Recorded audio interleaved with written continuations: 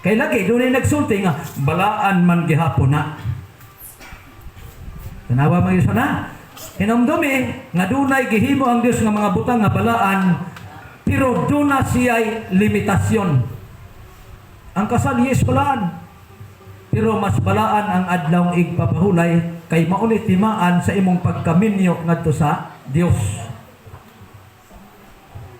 Kini nga kaminyoon kung mamatay ka, kinabuhing walay katapusan. Pero ang kaminyoon, ang kasal siyuta, sultihan to mo. Sakit man palandungon, pero mauni negatibo sa atong pagpakasal ngadto sa Dios kaysa pagpakasal nato sa atong isig katawo. Ano man? Ang Roma versikulo 7, ang kaminyoon balaan, pero inig kamatay sa pares putol na mga igsuon, wala na. Walog di ata sa Dios nakasal, mamatay ta, continuation kinabuhing dayon atong maangkon. Munang pwede ta mo ilis og asawa, pwede ta mo ilis og bana, kana kung patay na. Pero ang uban nagdali, bisag buhi pa, ilisa na. Na ba na? Litag gihapon na siya mga igsuon sa kaaway. Mapitaw na nga sa Biblia, naisgutan ako ganiha, 20:14 sa Levitico, dunay nakigminyo sa iyang inahan, unya hastang anak iyang giminyuan. Nalitag gihapon mga igsuon, ipasunog sa Dios. Dunay mga butang atong gibuhat nga dili maayo. Pero igsuon unang-una sanan, di ta makabuhat niya ng mga butang kung ang atong tiyan wa nay sulod. Amen. Kay kung wa na kay kaunon, mamatay naman ka. So nagsugad dito sa kaon, ino pa sa sinyara, hinumdumi, ang tao nabuhi tungod sa kaon, pero namatay tungod sa kaon.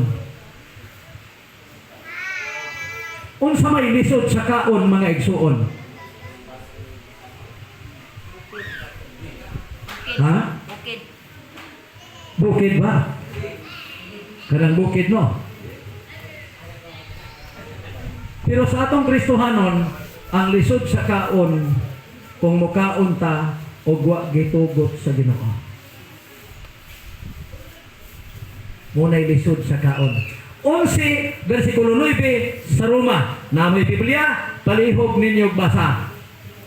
Himua o Dios, ang ilang mga lamisa o ang ilang mga kaon, mahimong litag alang kanila. Kay sa ako ng gingon, imbes mo adto sa simbahan, kay kisugos Ginoo, nalitagan tungod sa kaon. Sa ako na yung si Ramel, ang iyang panginabuhi, kay di naman kayo siya makakaon sa ilang balay, kay masuko naman ang mga tao dito, kay og sugoon, di man gid masuko.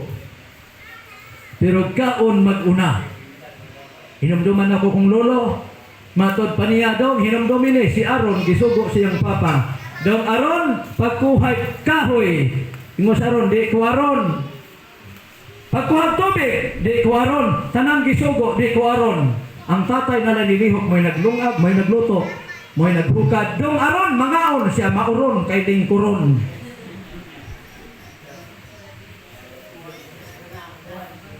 Muna ang insik mo ingon. Pilipino, tabaho, murabao. Pero kaon, murabao. Ngayon ra kay diferensya ang bao ug ang bako. Kumukaon, muragbako, dagkog kaon, pero muragbao mo trabaho. Muna kung lulo sa una ningon, dong, kung sapon ka mo trabaho, ang basihanan sapon, nga dawaton ka. Kuya, ang hapon may son, kay basihanan nga dawaton ka, dako kakaon. Kaya kung dako kaon, kusog mo kaon, kusog na mo trabaho. Pero sa tuwa mo na may dako kaon, niya pati magkapuloho. Na ako'y kauban sa una, kay mahinomdog kay Son City Anyos ko sa Aligre, kay pobre man lagi may. Gigukod mis pagkaon, lisod yun. Munang city pa ko, nikuyog na ko sa kong papa panghurnal. Unya kong papa, 5 pesos, ang akuwa 2.50. Nausay, maglimpisa mi, di malikayan kay bata pa, maapil ng mais. Pagka-apil sa mais o limpisa perglin, tanaw-tanaw rin na ba'y tag-iya. Ang mais na limpisan, kuwaon niya, lukot-lukoton niya, dali-dali dayog bangag. Ilupong dayon ang mais nga nalimpisahan. Kaya ba, hindi ka swilduhan? Yang swildo na ko ato iksoon. tumbas gyud sa kantidad sa baguong katong gitawag og suwan baguong dili espesyal.